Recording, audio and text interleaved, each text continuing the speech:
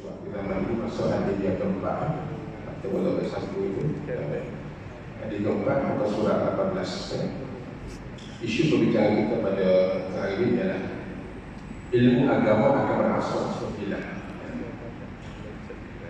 An Abdullah bin Amr ibn al-As yaqulu sami'tu Rasulullah sallallahu alaihi wasallam yaqulu Inna Allah la yaqbidu al-'ilma intiza'an yantazi'uhu min an-nas ولكن يقبض العلم بقبض العلماء حتى إذا لم يترك عالم اتخذ الناس رؤوسا جهالا فسئلوا فأفتوا بغير علم فضلوا وأضلوا. رواه مسلم. Artinya daripada Abdullah bin Amr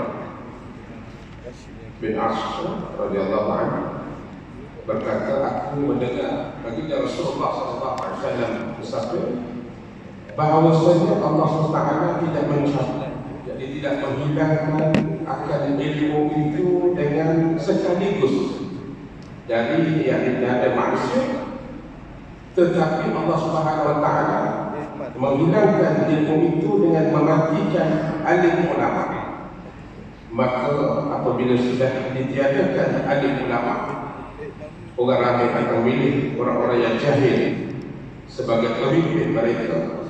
Maka apabila pemimpin yang jahil itu ditanya, mereka akan berfatwa tentang ilmu, tentang tanpa ilmu pengetahuan. Mereka sesat dan menyesatkan orang lain. Hadis Muslim. Jadi sekarang ini kita lihat ada ulama sudah berkurang, satu demi satu pergi meninggalkan kita. Kalau peribahasa Melayu mengatakan bahawa patah tubuh hilang berkaki. Jadi peribahasa sudah tidak tepatlah berlaku pada ahli ulama, sebab mereka patah payah tubuh, dan hilang payah berkaki. Jadi sampailah suatu saat di mana permukaan bumi akan kosong dan ulama. Maka pada masa itulah sudah tak berhenti lagi hidup di dunia ini, alam penuh dengan kesesatan. Manusia telah kehilangan nilai dan pegangan hidup. Sebenarnya ada ulama lah yang mana yang berikan makna dan erti pada kehidupan manusia di atas muka bumi ini, yang mana maka bila telah hembus atau hilangnya atau matinya para adik ulama ini, maka hilanglah segala sesuatu yang bernilai.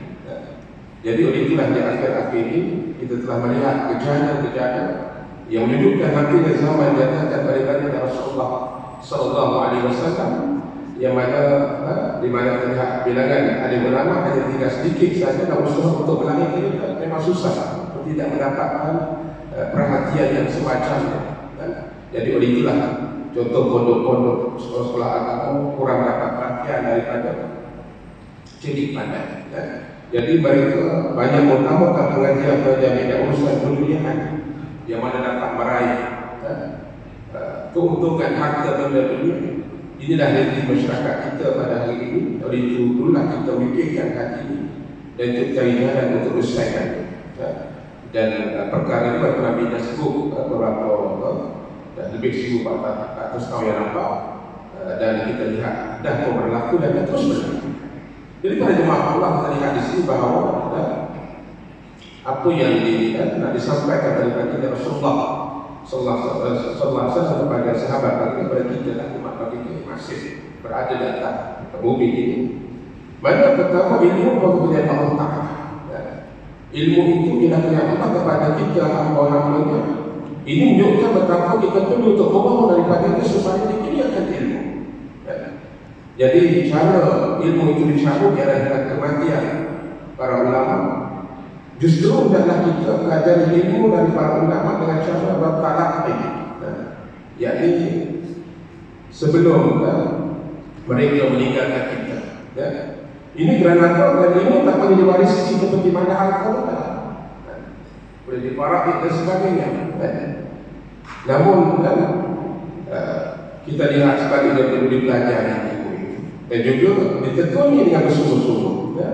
Jadi kelebihan ulama akan memberi petunjuk keimanan kepada masyarakat supaya masyarakat menjadi cerdik. Masyarakat menjadi cerdik daripada sebarang kejahilan, kerana kejahilan akan membawa bala kepada mereka, yang mana membawa kepada mereka jahil tanpa pegangan akal yang kukuh yang kuat. Jadi seseorang itu haram untuk melakukan fatwa tanpa sebarang asas dan dalil yang kukuh jika menjalani prinsip agama. Jadi syarat untuk melakukan fatwa itu mesti dengan berilmu, dengan amanah, adil, dan juga ikhlas semata-mata kerana Allah Subhanahu wa Ta'ala. Jadi bukan kerana lain daripadanya itu. Jadi keperluan sebenarnya ada ilmu, untuk ilmu itu daripada para ulama agar ia benar-benar dikesan, benar-benar dikesan kepada apa yang kita pelajari. Jadi untuk ilmu adalah berakhlak dengan akhlak yang mulia dan menghindarkan dari sifat-sifat yang keji atau celah atau pemazmuran. Jadi kematian ulama ini dianggap sebagai musibah yang besar. Musibah yang besar kerana ulama telah waris para nabi. Dan ulama telah menjadi pelita bagi umat yang kamu ke bumi ini. Untuk melahirkan ulama berbawa dan musyrik umat melukai tempoh yang panjang. Dan tapi sebenarnya Tuhan justru sedikit sahaja yang tergolong dalam golongan ulama Rabbani, yakni yang berani untuk menyatakan kebenaran dan berdakwah dengan penuh hikmah. Jadi perlu kita bagi kita untuk melihatkan ulama dan mengasihi mereka. Ini kerana apa? Kerana jalan ditunjukkan kepada kita ini adalah jalan akhirat. Jalan dengan cara ibadah yang sah serta iman yang benar. Justru amat wajar dikasihi dan muliakan para ulama itu kerana mereka termasuk itu salah satu daripada perintah Nabi kita sallallahu alaihi wasallam. Jadi antara tanda akhir zaman pada ilmu berkaitan agama dan kefahaman Islam akan berkurangan dengan kalilah kematian atau hilangnya kematian tokoh ulama, seperti ilmu berkaitan teknologi dan perkembangan semasa semakin canggih, semakin canggih dan begitu berkaharapan terkini dari semasa ke semasa.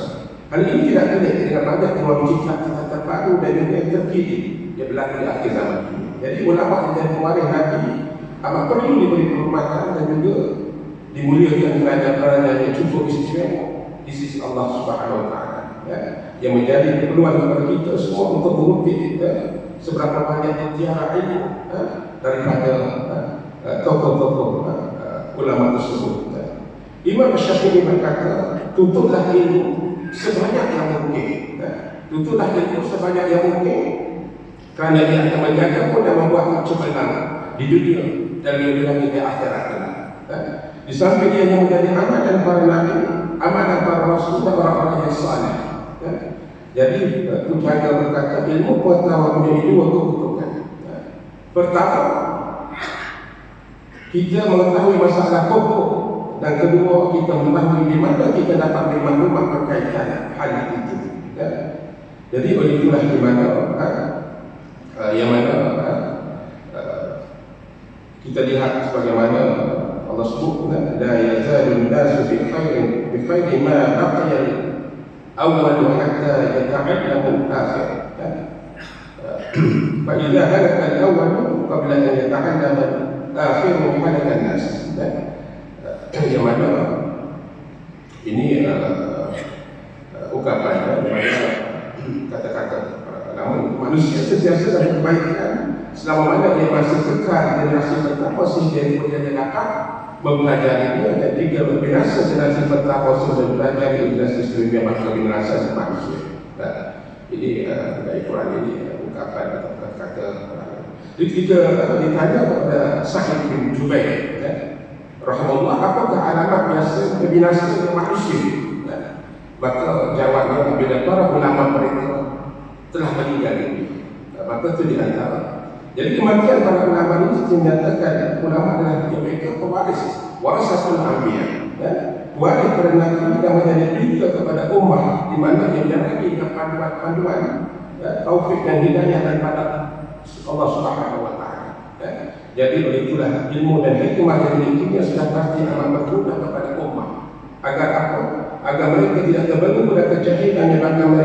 isyarat daripada petunjuk Allah Subhanahu Wa Taala datang ke bumi ini.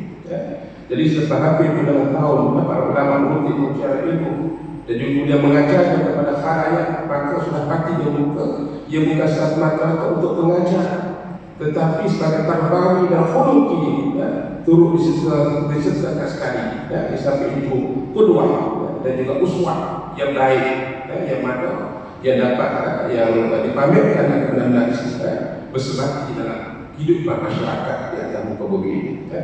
Jadi kematian para ulama itu adalah musibah besar kepada ummah, yang mana terhadap biasanya manusia mampu menggantikan jawatan tapi tidak mampu menggantikan ilmu. Jadi oleh itulah sikap dan nilai dimiliki oleh seseorang. Jadi kita lihat itulah berlaku sebagaimana Allah sebut dalam surah Ar-Ra'd ayat 1. A'udzubillahi minasyaitonir rajim. Awalam yarau anna na'til arda nanqusuha min atrafiha ila akhir ayat. Maksudnya mengapa mereka yang kafir itu masih berdengki dan tidak mahu memperhatikan bahawa kuasaan kami sentiasa menakluk bumi, yang mereka ada diamin dengan menjadikan dia kurang sedikit demi sedikit dari kebaikannya dan kemuliaannya. Jadi Allah dan juga ramai ulama menafsirkan bumi kurang sedikit demi sedikit ini bermaksud yang mana kematian para ulama dan hilangnya para fuqaha. Jadi Allah sebut dalam surah An-Najm, An-Najm ayat 1, wan najmi idza hawa, maksudnya demi bintang semasa dia berjulang. Jadi iman dasar itu kata Allah bersumpah dengan orang ada yang apabila dia meninggal dunia. Yang mana kita lihat sini ada kita bincangkan pada hari ini, yang mana menyatakan sini bahawa apa hadis atau asar berkenaan dengan kematian para ulama yang lain disebut daripada Al-Hasan, mereka di Aisyah bin Mas'ud dan juga lain-lain berkata, mautul alimi thulmatu fil Islam bila yasudduha syai'un ma waqtaraba al-layl wan nahar. Maksudnya matinya seorang alim adalah seperti patah yang mercu terhadap Islam, yang mana yang tidak dapat ditampungnya sesuatu walaupun bersih ganti malam dan siang. Riwayat Al-Baihaqi. Jadi kita lihat daripada Abu Darda yang kata, maksudnya kematian seorang alim merupakan musibah yang tidak terkandung dan patahnya mercukan Islam yang tidak dapat ditampungnya. Seolah-olah bintang yang terpadam cahayanya dan mati satu kabilah atau kaum lebih ringan daripada mati seorang alim. Riwayat Al-Baihaqi dalam Majmu' Al-Zawaid. Daripada Ali radhiyallahu anhu berkata, "Idza mata al-'alimu," apabila matinya seorang alim, nescaya dikatakan mercu tanda Islam yang tidak mungkin dapat ditampungnya oleh suatu hingga hari kiamat. Jadi riwayat Asy-Syafi'i. Dan daripada Umar radhiyallahu anhu kata, mati 1000 orang ahli ibadah yang berqiyamul lail dan berpuasa sunat di siang hari lebih ringan daripada mati seorang yang berakal lagi alim. Dan kita lihat daripada Abi Ja'far Allah kata, mati seorang alim lebih disusah iblis daripada 70 orang ahli ibadah. Jadi pernah ditanya kepada Sa'id bin Jubair, apakah alamat alamat binasa manusia itu jauh dari kematian para ulama mereka di kalangan mereka. Jadi daripada binasa sedangkan menjelaskan kita juga bahawa pada kita ini betapa ilmu, hikmah dan juga para ulama itu punya kelebihan yang tersendiri. Jadi kelebihan pada muka justru bila mereka berlaku kematian kepada mereka, maka sebenarnya cacatlah dunia ini. Dan umat manusia dengan terpadannya pelita atau umur yang menyebelum kehidupan mereka di atas muka bumi yang pada ini. Jadi seperkara yang perlu kita ingati, kematian para ulama ini akan dirasai oleh generasi, dan kehilangan yang begitu terasa sehingga bawa kepada sebutan dan nostalgia yang indah. Tak kala wujudnya ulama tersebut di kalangan masyarakat, suatu masyarakat itu. Ini kerana apabila mereka dibarak seperti bintang-bintang hilang, dan juga di mana ramai yang boleh menjadikan mereka sebagai pedoman yang boleh menjadikan mereka pedoman hidup sebagaimana kata Abu Muslim Al-Qadani, yang mana semua para ulama yang diberkati oleh Allah Ta'ala dan ilmu mereka terlebih dahulu dapat diambil dari kutip oleh masyarakat dan mulut mereka oleh generasi setelahnya akan ketemu ilmu bersilih berselisih. Jadi oleh itulah yang mana sebagaimana yang kita nyata bahawa kita menuntut ilmu sepenuhnya dengan bulan Ramadan barakah ini, di mana kita juga ada slot-slot tazkirah kuliah dan sebagainya, maka di samping kita menambahkan pahala-pahala melalui amal solat yang lain, di mana itulah yang boleh menyuruh kita untuk kita rebut peluang. Ya Allah beri pada kita kesempatan di Ramadan yang penuh dengan barakah ini, dan kita berdoa 3 tahun 3 bulan yang lalu dengan bulan Rajab, Allah barik fi Rajab Sya'ban dan Ramadan. Di Ramadan ini kita minta Allah barik, Allah barik lana insyaallah berkat kita di bulan berkat ini dengan amal masalah kita. Di mana kita menuntut ilmu sebagaimana Rasul surah Al-Alaq ayat 1 hingga 5. A'udzu billahi minasyaitonir rajim. Bismillahirrahmanirrahim. Iqra bismi rabbikal ladzi khalaqal insana min 'alaq. Iqra wa rabbukal akram alladzi 'allama bil qalam 'allama al insana ma lam ya'lam. Bacalah yang Muhammad dengan nama Tuhanmu yang menciptakan setiap makhluk, yang menciptakan manusia dari sebuah darah batu. Bacalah, dan Tuhanmu yang Maha Pemurah yang mengajar manusia di pena dan tulisan, dia mengajarkan manusia apa tidak diketahuinya. Jadi kedudukan ilmu dan Islam itu telah berkata bahawa ilmu pekerjaan kita menuju ke syurga. Jadi kerana itulah ilmu punya hidup yang tinggi, yang mana dalam Islam itu ilmu itu sebenarnya tinggi, orang berilmu mendapat tempat yang tinggi. Jadi Allah Ta'ala bahkan mendapat kedudukan adalah mendekati kedudukan para Nabi. Sebab Allah surah Al-Mujadalah ayat 11. Yarfa'illahu alladhina amanu minkum walladhina utul ilma darajat ila akhir ayat. Maksudnya Allah meninggikan antara orang beriman di antara kamu dan orang beriman ilmu kata-kata ulama. Jadi bagi kita pengetahuan ilmu agama, yang ini dari kalangan kamu beberapa darjat. Jadi bagi Nabi Sallallahu Alaihi Wasallam maksudnya sesungguhnya para Nabi tidak mewariskan dirham atau mewariskan dinar, tetapi mereka mewariskan ilmu. Jadi maka pada siapa mengambil ilmu, maka dia telah mengambil yang diwariskan kepada Nabi dengan bahagia yang banyak. Jadi bagaimana kita adalah pada hukum untuk menuntut ilmu itu merupakan fardu, adalah fardu yang wajib, sebagaimana di sini fardu ain dan fardu kifayah yang dua. Mana adalah kita sebagaimana Allah Subhanahu Muhammad ayat 19. Fa'lam annahu la ilaha illallah. Maknanya oleh itu maka taklah ketahuan dan Nabi Muhammad bahawa sesungguhnya tiada Tuhan yang berhak disembah kecuali Allah Ta'ala. Jadi yang wajib itu setiap muslim kita yang mana dalam pada ayat yang wajib pada seluruh untuk mengetahui agar akidah kita selamat, agar ibadah kita selamat, supaya muamalah yang kita lakukan itu lurus benar dengan syariat, sesuai dengan syariat Allah Subhanahu wa Ta'ala. Inilah yang diperintahkan oleh Allah. Jadi dimaksudkan hadiah kita dari wajib berbaca, maksudnya itu adalah wajib bagi setiap muslim sama ada muslim itu lelaki maupun pada berhenti memfaridah ala kulli muslim sama ada lelaki atau perempuan. Jadi yang kedua itu fardu kifayah, yang mana diwajibkan pada sebahagian, yang mana dipelajari di kaum muslimin, namun jika ada sebahagian saja mempelajarinya, maka terlepaslah kaum muslimin yang lain daripada dosa, maka gugurlah kewajiban sebahagian yang lain. Jadi begitulah untuk ilmu itu, tapi tidak ada seorang punya mempelajari maka berdosalah semua muslimin ataupun tempat penduduk taman dan sebagainya itu tempat kifayah.